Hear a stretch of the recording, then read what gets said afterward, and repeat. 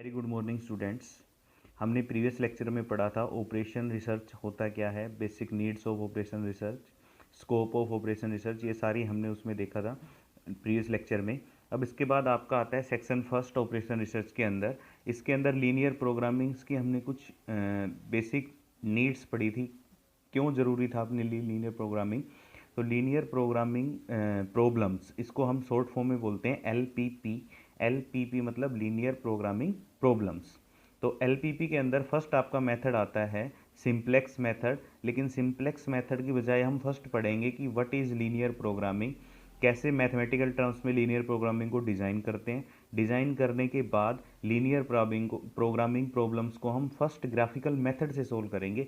Graphical method से solve करने के बाद हम आएंगे किस पे, सिंप्लेक्स मेथड पे। तो आज का जो लेक्चर रहेगा वो ग्राफिकल मेथड्स पे रहेगा। उसके अलावा लीनियर प्रोग्रामिंग प्रॉब्लम्स की डेफिनेशंस क्या क्या हैं, इसको मैथमेटिकल टर्म्स में कैसे डिज़ाइन किया जाता है और इनकी टर्म्स को क्या क्या बोला जाता है, और कुछ बेसिक डेफिनेशंस और पढ़ेंगे इसके साथ। तो बच्चों फर्स्ट आपकी डेफिनेशन आती है व्हाट इज़ लीनियर प्रोग्रामिंग। देखो ये लीनियर प्रोग्रामिंग है क्या है, एक ब्रांच है मैथमेटिक्स की जो डील्स करती है ऑप्टिमाइजेशन में, deals with the optimization. Optimization किसी चीज़ का मैक्सिमम भी हो सकता है, किसी चीज़ का मिनिमम भी निकाल सकते हो आप। तो ऑप्टिमाइजेशन के अंदर हमने लिखा हुआ है मैक्सिमाइजेशन और minimization of a linear function. कोई आपके पास लीनियर फंक्शन दिया हुआ है, जैसे C1x1 plus C2x2 plus C3x3 and so on Cn xn, ये आपके पास कोई लीनियर फंक्शन दे दिया।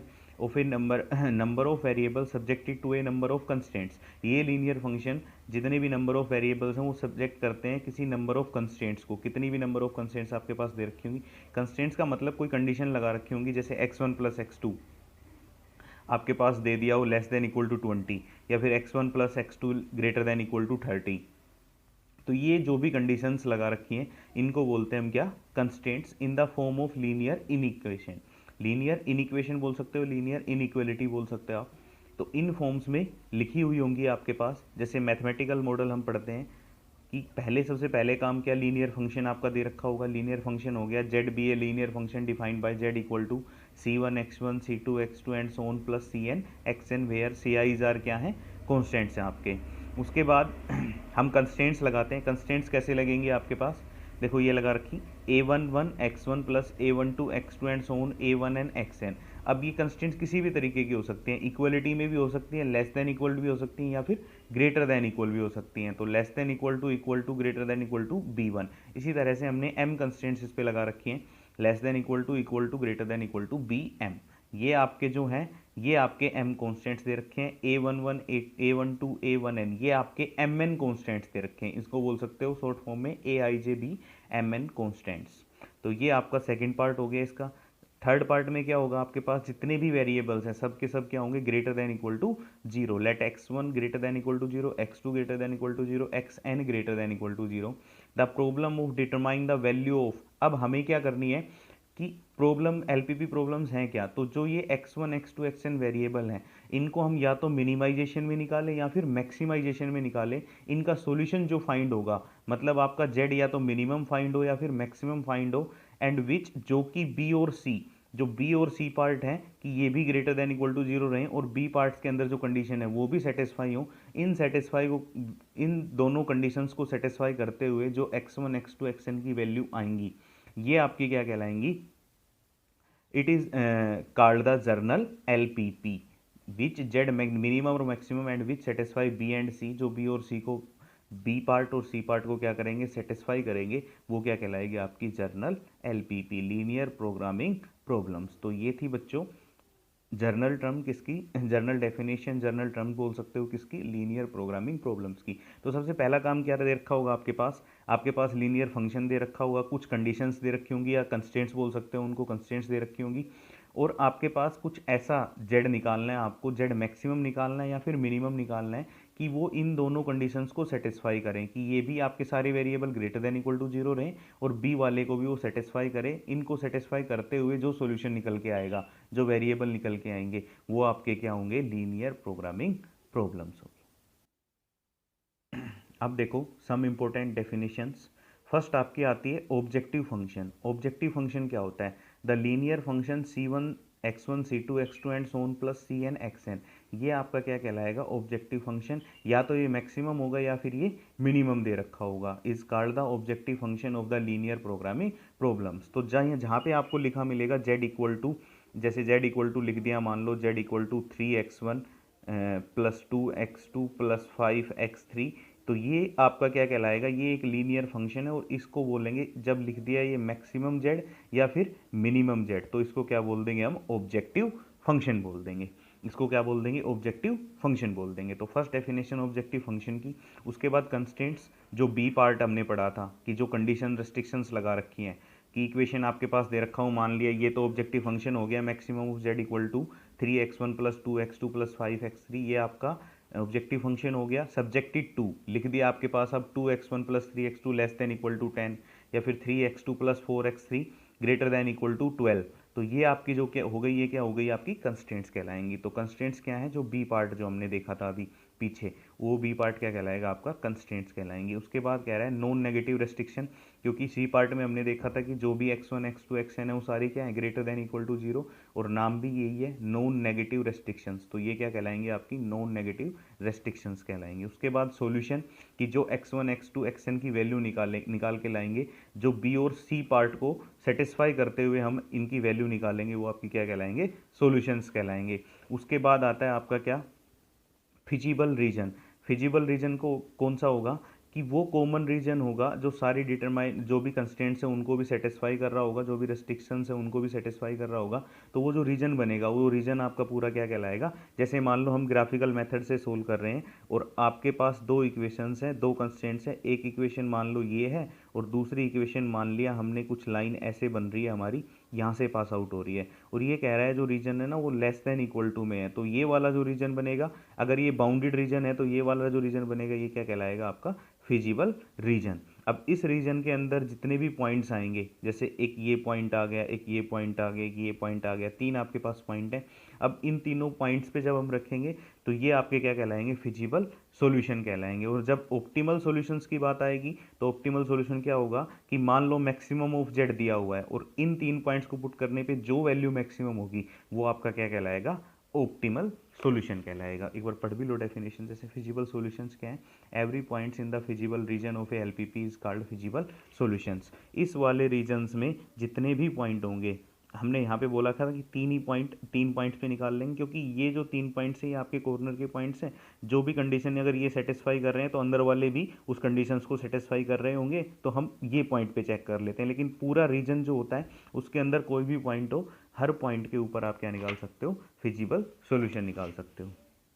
तो every point in the feasible region of a LPP is called feasible solution of the given LPP. Any point उस रीजन के outside जो भी point होगा वो क्या कहलाएगा, आपका इनफिजिबल सॉल्यूशन कहलाएगा। उसके बाद आता है ऑप्टिमल फिजिबल सॉल्यूशन, कि जो भी सॉल्यूशन आपका होगा वो या तो मिनिमम में निकले, अगर मैक्सिमम ऑफ जेड दिया हुआ है तो हम मैक्सिमम वैल्यू जो निकाल लेंगे वो आपका ऑप्टिमल फिजिबल सॉल्यूशन कहलाएगा, या जिस पॉइंट पे आपके पास जेड की मिनिमम वैल्यू मिल रही है वो आपका क्या कहलाएगा, ऑप्टिमल फिजिबल सॉल्यूशन कहलाएगा। तो ये कुछ डेफिनेशंस हैं। उसके बाद आता है कैनोनिकल फॉर्म क्या होती है। देखो इस तरीके से एक्सप्रेशन दे रखा होगा, the general formulation of a LPP can always express maximize of Z दिया होगा आपके पास, subjective to minimize of Z भी लिखा हो सकता है, लेकिन मैक्सिमाइज ऑफ जेड में हम जर्नल फॉर्म बना रहे हैं। कैनोनिकल फॉर्म वो क्या होगी, maximum of z this subjective to, देखो ये एन रेस्ट्रिक्शंस दे रखी हैं, less than equal to b i, और जहाँ पे x1 x2 xn greater than equal to 0, ये फॉर्म क्या कहलाएगी, आपकी कैनोनिकल फॉर्म कहलाएगी। जब मैक्सिमम ऑफ जेड में दे रखा हो तो ये फॉर्म क्या कहलाएगी, आपकी कैनोनिकल फॉर्म कहलाएगी। अब आते हैं हम नेक्स्ट पे, नोट। फर्स्ट देखो आपका क्या है, ये चार चीज़ें आपको याद रखनी है। याद कैसे रखनी है वो बताता हूँ। देखो मैक्सिमाइज में हमेशा सिंबल क्या रहेगा आपका, लेस देन इक्वल टू। जैसे मान लो आपसे कहा जाए कि इस चीज़ की मैक्सिमम प्राइस 400 रुपये है, इस चीज़ की मैक्सिमम प्राइस 400 रुपये है। मैक्सिमम 400 रुपये का मतलब हो गया कि ये वाली जो चीज़ है, मान लो x चीज़ है, इसकी मैक्सिमम 400 है, तो x या तो 400 में आपको मिलेगी या 400 से कम में मिलेगी। 400 से ज़्यादा तो हो ही नहीं सकती, क्योंकि उसका मैक्सिमम वैल्यू वो दे दिया। तो आप लिखोगे लेस देन इक्वल टू का सिंबल। जब मिनिमम की बात होगी और आपसे कह दे कि ये चीज़ की कीमत कम से कम 300 रुपये में है, तो 300 रुपये से कम में तो कोई नहीं देगा, या तो वो 300 में मिलेगी या 300 से क्या मिलेगी, ज़्यादा में मिलेगी। तो y greater than equal to 30, मतलब ये वाला सिंबल जो आएगा ये किसके लिए आएगा, मिनिमाइज के लिए आएगा। तो ग्रेटर देन इक्वल टू का सिंबल याद रखना है, मिनिमाइज के लिए आता है, लेस देन इक्वल टू का सिंबल मैक्सिमाइज के लिए आता है। तो सिंबल भी हम ध्यान रखें, कहीं पे अगर उल्टा दे रखा हो कि मैक्सिमम ऑफ जेड लिखा हो और दे दिया हो ग्रेटर देन इक्वल टू, तो उस सिंबल को पहले चेंज करेंगे किसमें, लेस देन इक्वल टू में। तो मैक्सिमाइज में हम देखेंगे क्या, लेस देन इक्वल टू का सिंबल, मिनिमाइज में देखेंगे ग्रेटर देन इक्वल टू। इसी तरह एटलीस्ट, ज़्यादा से ज़्यादा आपके पास सॉरी एटलीस्ट कम से कम आपके पास 2 लिख दिया मान लो तो ग्रेटर देन इक्वल टू 2, और ज़्यादा से ज़्यादा आपके पास 5 लिख दिया तो क्या लिखोगे आप, लेस देन इक्वल टू 5, कि 5 से ज़्यादा तो हो ही नहीं सकते, या तो 5 से कम होंगे या फिर 5 के बराबर होंगे। तो ये क्या आ जाएगा आपके पास, at most less than equal to. तो मैक्सिमाइज के लिए less than equal to, minimize के लिए ग्रेटर देन इक्वल टू, इसी तरह एटलीस्ट के लिए ग्रेटर देन इक्वल टू, और एटमोस्ट के लिए आपका क्या आएगा, लेस देन इक्वल टू आएगा। उसके बाद नेक्स्ट आता है आपका, अब देखो जो नेक्स्ट जो है वो आपका किस तरीके से आएगा, mathematical formation of journal LPP. कोई भी आपके पास एलपीपी प्रॉब्लम्स दे रखी हैं, आपको उसको मैथमेटिकल फॉर्मेशन में किस तरीके से लिखना है। तो सबसे पहले उसको लिखना आना चाहिए। जैसे मान लो ये कह रहा है, a firm manufacture 2 types of products. कोई फर्म है वो मैन्युफैक्चर करती है 2 तरीके की प्रोडक्ट्स, एक ए है, दूसरे का नाम क्या है, बी है। Sells them at each a profit of ₹2 on type a. एक ए को वो 2 रुपये के प्रॉफिट पे बेचती है और बी को वो 3 रुपये के प्रॉफिट पे बेच देती है।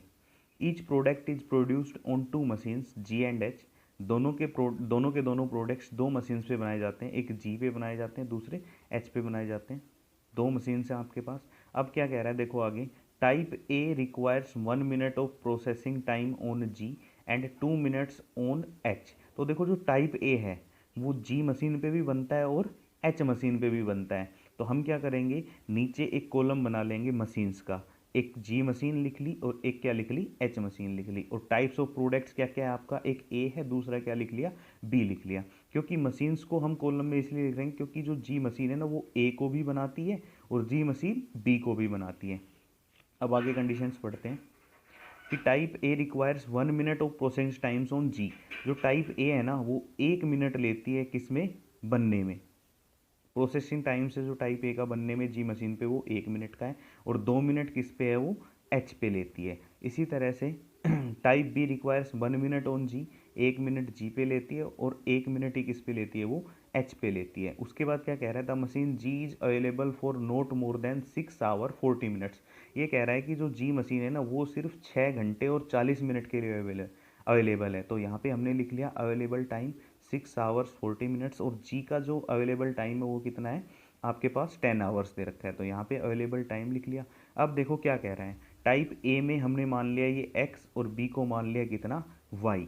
तो आपके पास क्या बन रहा है, जो जी मशीन है वो ए को 1 मिनट में बनाती है, बी को 1 मिनट में बनाती है, एच मशीन ए को 2 मिनट में बनाती है, बी को कितने मिनट में बनाती है, 1 मिनट में बनाती है। तो यहाँ पे हमने प्रॉफिट लिख लिया क्योंकि ए पे 2 प्रॉफिट ले रही है कंपनी और बी पे 3 रुपये का प्रॉफिट ले रही है। तो हमने टाइम को पहले मिनट्स में कन्वर्ट कर लिया, तो ये 400 मिनट आ गए और 10 आवर्स के आगे कितने, 600 मिनट्स बन गए। अब देखो हमें बनाना है इसको एलपीपी की फॉर्म में। एलपीपी फॉर्म में सबसे पहला काम क्या था, हमें लीनियर फंक्शन बनाना है। उसके बाद ऑब्जेक्टिव फंक्शन आ जाएगा, या तो मैक्सिमम जेड में आएगा या फिर कितना आएगा, मिनिमम ऑफ जेड में। और लिख भी रखा है कि हमें क्या करना है, formulate the problems as a LPP so as to maximize the profit. हमें मैक्सिमम ऑफ जेड निकालना है कि कैसे हम करें, इस फॉर्मुलेट करें इसको कि आपके पास मैक्सिमम ऑफ जेड निकल के आए। इस तरीके की एलपीपी बनानी है। तो देखो सबसे पहले हमने मान लिया let z be the objective functions. Objective functions कौन सा होता था आपका, मैक्सिमम ऑफ जेड या फिर मिनिमम ऑफ जेड। तो अब मैक्सिमम का क्वेश्चन है तो हम लिख देंगे मैक्सिमम ऑफ जेड। तो क्या आ गया आपके पास, मैक्सिमम ऑफ जेड फाइंड करना है हमें। जेड इक्वल टू दे रखा है देखो कितना, 2 ऑफ एक्स। अब देखो प्रॉफिट निकालना है तो प्रॉफिट 2 ऑफ ए की जितनी भी यूनिट बनेगी 2 ऑफ एक्स, बी की बनेगी 3 of x, 3 of sorry y. तो क्या आ गया, z equal to 2 of x plus कितना, 2 ऑफ एक्स प्लस कितना, 3 ऑफ वाई। तो जेड बन गया ये। अब कंस्टेंट्स क्या दे रखी हैं देखो आपके पास, इसने कहा कि ए 1 मिनट जी पे लेता है और बी 1 मिनट जी पे लेता है। तो क्या आ गया आपके पास, x प्लस वाई, और g कितने टाइम के लिए अवेलेबल है, लेस देन इक्वल टू 40। ये कह रहा है ज़्यादा से ज़्यादा 400 मिनट्स के लिए अवेलेबल है, क्योंकि इसने बोला था ऊपर g is not more then, not more then मतलब ज़्यादा से ज़्यादा। तो क्या आ जाएगा आपके पास, ये आ गया x plus y less than equal to कितना 40। यहाँ से आ गया कितना 2 of x plus y less than equal to कितना 600, और x और y जो है वो आपके ग्रेटर देन क्या है 0 है। तो ये आपकी क्या आ गई, एक रिक्वायर्ड फॉर्मुलेशन आ गई किसकी, लीनियर प्रोग्रामिंग प्रॉब्लम की। अब देख सकते हो यहाँ पे देखो ऑब्जेक्टिव फंक्शंस भी आ गया, कंस्ट्रेंट्स भी आ गए और सी पार्ट भी आ गया, नॉन नेगेटिविटी। तो ये क्या बन गई आपकी एक रिक्वायर्ड एलपीपी। इसको सोल्व भी कर सकते हैं ग्राफिकल मेथड से, लेकिन वो अभी आगे सीखेंगे। पहले हम लिखना सीख रहे हैं किस तरीके से हम एलपीपी के अंदर लिख पाएंगे, एलपीपी को मैथमेटिकल फॉर्मुलेशन में लिख पाएंगे। तो वो ये टर्म्स दे रखी हैं अभी। तो ये नेक्स्ट क्वेश्चन दे रखे हैं, ये आप एक बार ट्राई करोगे। A company produce 2 types of heads, each heads of first types require twice as much labour time as the second type. ये कह रहा है कि each heads of first type, जो पहले टाइप की हेड है ना, एक कंपनी 2 तरीके की हेड बनाती है, और जो पहले टाइप की हेड है वो रिक्वायर करती है twice as much labour time as the second type. जो सेकेंड टाइम पे जितना भी सेकेंड टाइम मान लो 1 मिनट में बनती है ना, तो ये 2 मिनट में बनती है, उसका दुगना टाइम लेती है। If all heads are of the second types only the company can produce a total of 500 heads a day. ये कह रही है कि एक दिन में मान लो या 500 हेड प्रोड्यूस करती है, किसकी, सेकेंड टाइप की। तो दूसरे वाले की कितनी टाइप्स होगी, the markets limits daily sales of a first and second types of 150 and 250 heads, assuming that the profit per head RS8 for type A and RS5 for type B. Formulate the problems as a linear programming model in order to determine the number of heads to be produced at each so as maximize the profit। ये कह रहा है कि company को कितनी B types की head बनानी चाहिए और कितनी ए टाइप्स की हेड बनानी चाहिए कि कंपनी को मैक्सिमम प्रॉफिट हो। तो इसको आप एलपीपी में लिख लोगे जिस तरीके से यहाँ पे लिखा था, एलपीपी में लिख के, और फिर उसको हम ग्राफिकल मेथड से सोल्व करेंगे। ये आपका आगे आएगा, ग्राफिकल मेथड हम सीखेंगे तब कि किस तरीके से इसको ग्राफिकल मेथड में सोल्व करना है। एक और क्वेश्चन दे रखा है आपका, vitamin a and b are founded food F1 and F2, 1 unit of food F1 contains 2 unit of vitamin A and 3 units of vitamin B। देखो ये कह रहा है कि फूड F1 है ना, वो 2 तरीके के विटामिन कंटेन करता है, एक विटामिन ए को भी कंटेन करता है और विटामिन बी को भी कंटेन करता है। 1 unit of food F2 contains vitamin a and vitamin b. तो ये जो 1 यूनिट है ना फूड की, ये भी दोनों चीज़ें कंटेन्स करती हैं। क्या क्या, विटामिन ए को भी कंटेन करती है और बी को भी कंटेन करती है। तो देखो आपके विटामिन ए और बी कहाँ आने चाहिए, कॉलम में आने चाहिए, ताकि जब फूड F1 और F2 लिखें तो दोनों विटामिन ए में ये 2 यूनिट, ये 4 यूनिट, विटामिन बी में ये 3 यूनिट, ये 2 यूनिट। उसके बाद क्या कह रहा है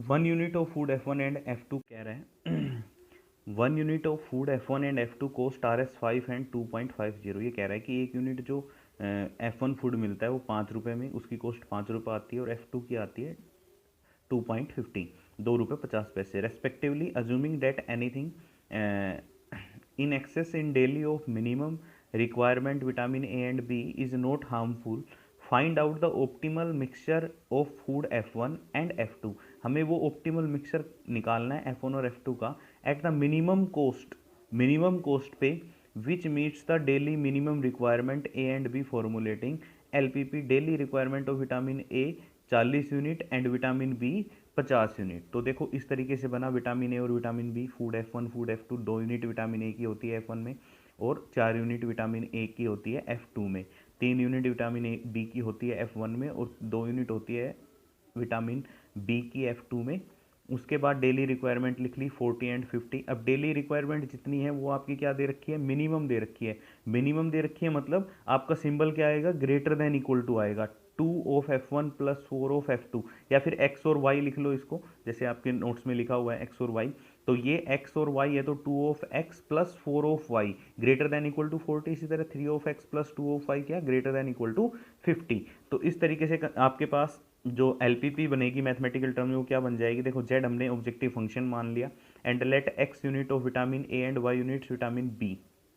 मिनिमम ऑफ z निकालना है हमें, 5 of x plus 2.50 of y subjected to the constraints 2 of x plus 4 of y greater than equal to और 3 of x plus 2 of y greater than equal to 50, x greater than equal to 0 और y greater than equal to 0 which is the required के आ गई आपके पास formulation आ गई। तो ये दोनों बना रखी हैं, बीच वाले की आप बना के और एक बार फिर जो भी स्टेटमेंट दे रखी है उससे मैच करके देखना कि आप बना पाते हो या नहीं बना पाते हो। अगर वो नहीं बनती है तो आप मेरे पास मैसेज करोगे, मैं आपको वो बना के दे दूंगा।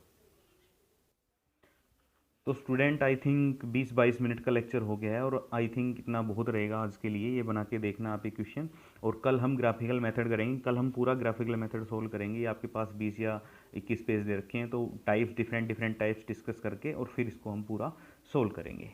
Thank you. और जो भी प्रॉब्लम्स आए आपको वीडियो क्वालिटी में, या क्लियर नहीं आ पा रहा है, समझ नहीं आ पा रहा है, तो आप मेरे साथ डिस्कस कर सकते हो। पर्सनल अकाउंट पे मेरे पास मैसेज भेज देना।